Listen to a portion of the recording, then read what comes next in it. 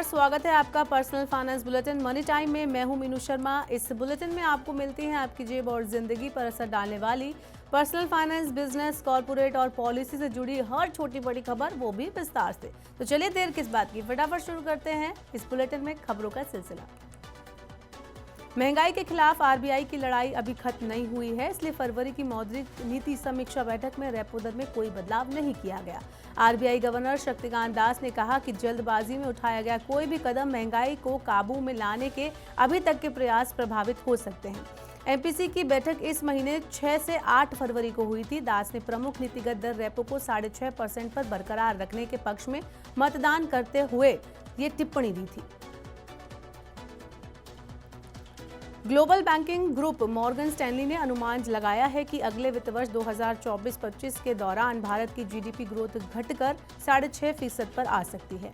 Morgan Stanley के मुताबिक मौजूदा वित्त वर्ष 2023-24 के दौरान भारत की जीडीपी ग्रोथ 6.9% रह सकती है। भारत सरकार ने 2023-24 के दौरान 7.3% ग्रोथ का अनुमान लगाया है। उधर रेटिंग एजेंसी ICRA का मानना है कि दिसंबर तिमाही में भारत की जीडीपी ग्रोथ घटकर 6% पर आ सकती है। दिसंबर तिमाही के लिए ग्रोथ के आंकड़े फरवरी अंत में जारी होंगे। पेंशन नियामक PFRDA ने ट्रस्टी बैंक और सेंट्रल रिकॉर्ड कीपिंग एजेंसी के लिए नियमों में संशोधन किया है। ट्रस्टी बैंक नियमन में संशोधन का मकसद धोखाधड़ी रोकना, ग्राहकों को क्षतिपूर्ति देने, नए पंजीकरण के लिए आवेदन आमंत्रित करने और पंजीकरण प्रमाण पत्र को सौंपने से जुड़े प्रावधानों को सरल और मजबूत बनाना है। सेंट्रल रिकॉर्ड कीपिंग एजेंसी से संबंधित नियमों में संशोधन CRA के संचालन से संबंधित प्रावधानों को सरल और मजबूत बनाएंगे। इस साल सरकार किसानों से गेहूं की खरीद जल्द शुरू कर सकती है। खाद्य सचिव संजीव चोपड़ा ने कहा कि गेहूं की फसल अच्छी स्थिति में है, इसलिए इस बार इसकी खरीद जल्दी शुरू हो सकती है।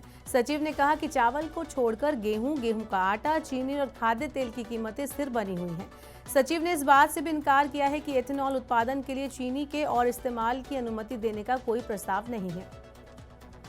सरकार ने बांग्लादेश, मॉरिशस, बहरीन और भूटान को प्याज निर्यात करने की मंजूरी दी है। बांग्लादेश को 50,000 टन, मॉरिशस को 1200 टन, बहरीन को 3000 टन और भूटान को 560 टन प्याज का निर्यात किया जाएगा। प्याज व्यापारियों को 31 मार्च तक ये निर्यात पूरा करना होगा। ये निर्णय विदेश मंत्रालय की सिफारिश के बाद लिया गया है। घरेलू आपूर्ति को बढ़ावा देने और बढ़ती कीमतों को रोकने के लिए सरकार ने 8 दिसंबर को प्याज के निर्यात पर 31 मार्च तक के लिए प्रतिबंध लगा रखा है। उतार चढ़ाव भरे कारोबार में शेयर बाजारों में फिर से तेजी लौट आई। BSE सेंसेक्स कारोबार के अंत में 535 अंक बढ़कर 73,158 अंक पर बंद हुआ।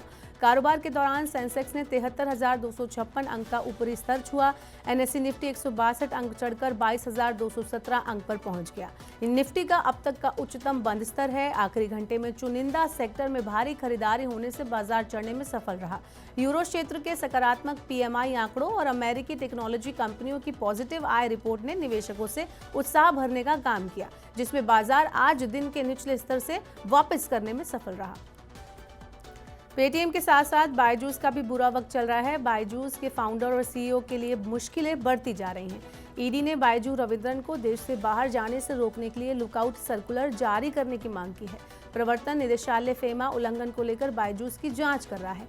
दूसरी खबर यह है कि कर्नाटक हाईकोर्ट ने बायजू के कुछ निवेशकों की तरफ से बुलाई गई EGM पर रोक लगाने से इनकार कर दिया है। ये बैठक बायजू रविंद्रन और उनके परिवार के सदस्यों को महत्वपूर्ण पदों से हटाने के प्रस्ताव पर मतदान के लिए बुलाई गई है। तीसरी खबर है कि बायजू के $20 करोड़ का राइट इशू पूरी तरह से सब्सक्राइब हो गया है। गन्ने का उचित और लाभकारी मूल्य बढ़ने के साथ चीनी की कीमतों में इजाफा होने की आशंका बढ़ गई है। सरकार ने गन्ने का FRP 25 रुपये बढ़ाकर 340 रुपये प्रति क्विंटल कर दिया है। इससे चीनी मिलों की उत्पादन लागत बढ़ेगी। 2019 के बाद से FRP में कई बार बढ़ोतरी हो चुकी है, जबकि चीनी के न्यूनतम बिक्री मूल्य में कोई बदलाव नहीं किया गया है। सरकार ने चीनी का न्यूनतम बिक्री मूल्य 31 रुपये प्रति क्विंटल तय कर रखा है। अब उद्योग संगठन ISMA सरकार से चीनी का न्यूनतम बिक्री मूल्य बढ़ाने की मांग कर रहा है। ISMA का कहना है कि 340 रुपये प्रति क्विंटल FRP के आधार पर चीनी का न्यूनतम बिक्री मूल्य 3,900 रुपये प्रति क्विंटल होना चाहिए। अगर चीनी का न्यूनतम बिक्री मूल्य बढ़ता है तो उससे चीनी की खुदरा कीमतों में भी बढ़ोतरी होगी। ऑनलाइन ऐप के जरिए झटपट लोन देने वालों पर जल्द लगाम लगेगी। Financial stability and development council बैठक में वित्त मंत्री निर्मला सीतारमण ने डिजिटल लोन के जरिए अनधिकृत कर्ज वितरण पर लगाम लगाने के लिए अतिरिक्त कदम उठाने के निर्देश आरबीआई और अन्य नियामकों को दिए हैं।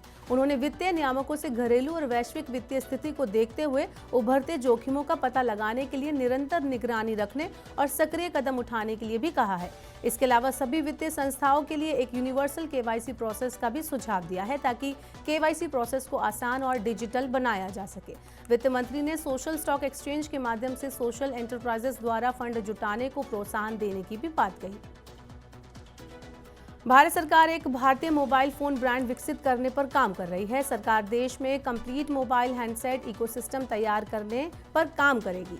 दूरसंचार मंत्री अश्विनी वैष्णव ने कहा कि बड़े पैमाने पर मोबाइल मैन्युफैक्चरिंग की शुरुआती सफलता सरकार को एक अच्छी सीख दी है। इसने उद्योग को बहुत आत्मविश्वास दिया है और इसने इकोसिस्टम भागीदारों को भारत आने के लिए प्रोत्साहित किया है। अगले 5 सालों में भारत का अपना खुद का एक मोबाइल ब्रांड होगा। अभी भारतीय मोबाइल फोन बाजार में चीनी कंपनियों का दबदबा है। सरकार इसे कम करना चाहती है। अगली खबर मोबाइल उपभोक्ताओं के लिए भारतीय एयरटेल ने अपने ग्राहकों के लिए इन फ्लाइट रोमिंग प्लान की शुरुआत की है। इस प्लान के साथ उपभोक्ता हवाई उड़ान के दौरान भी अपने परिवारजनों और दोस्तों के साथ कनेक्टेड रह पाएंगे। एयरटेल उपभोक्ता अब जमीन से हजारों फीट ऊपर हाई स्पीड इंटरनेट ब्राउजिंग का आनंद उठा पाएंगे, अपने प्रियजनों से बात कर पाएंगे और अन्य काम भी कर सकेंगे। 2,997 रुपए वाले प्रीपेड प्लान और 3,999 रुपए वाले पोस्टपेड रोमिंग प्लान पर बिना किसी अतिरिक्त शुल्क के इन फ्लाइट रोमिंग का लाभ मिलेगा। अब देते हैं आपको आईपीओ से जुड़ा अपडेट।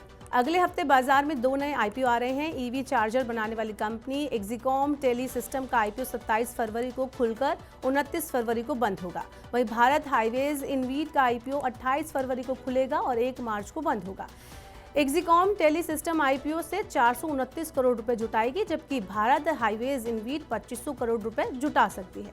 एक्जिकॉम के आईपीओ के लिए प्राइस बैंड 135 से 142 रुपए प्रति शेयर है। भारत हाईवेज ने आईपीओ के लिए प्राइस बैंड 98 से 100 रुपए प्रति शेयर तय किया है। तो आज के मनी मॉर्निंग में फिलहाल के लिए इतना ही। अब वक्त हो गया आपसे विदा लेने का। अब आपसे होगी कल मुलाकात। पर्सनल फाइनेंस से जुड़ी खबरों को पढ़ने, सुनने, उनसे जुड़े खास कार्यक्रमों को देखने के लिए, समझने के लिए आप मनी 9 के सुपर ऐप को जरूर डाउनलोड कर लें। साथ ही आज का हमारा मनी टाइम आपको कैसा लगा, नीचे कमेंट बॉक्स में हमें अपना फीडबैक जरूर दें। फिलहाल के लिए इस बुलेटिन में इतना ही। बने रहिए मनी 9 के साथ। नमस्कार, शुभ रात्रि।